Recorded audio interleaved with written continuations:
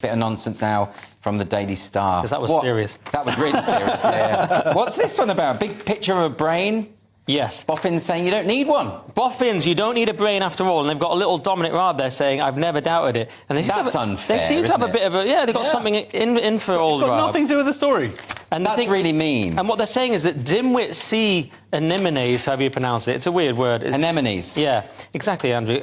Which have no brain but can still learn and adapt, according to Boffins, who do have big brains. So they just learn anyway. And this makes sense to me because, for example, with humans, we have the enteric brain, as it's sometimes called, in the gut. It's a sort of separate system. And I've always thought that's much more...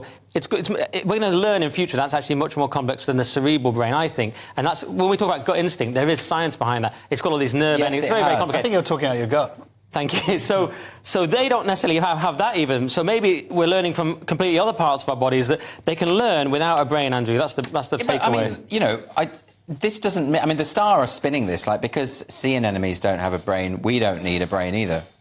I mean, that strikes me as bizarre. And that's the serious news that they're coming. That's what they're going at. That's what they're doing. Well, it's interesting, but it is interesting, and like you're saying, that we're talking... Because this is... All they really have is, like, a nervous system. Yeah. So the idea that instinct can be kind of remembered somewhat, that's what it's suggesting, is... I know, it's interesting. Maybe we don't need it. You know, they say that the smarter you are, the more prone you are to depression and you know, dwelling on the futility of existence. So actually, I'd rather be a sea anemone. That's why I'm so happy. There we go. Didn't want to say OK.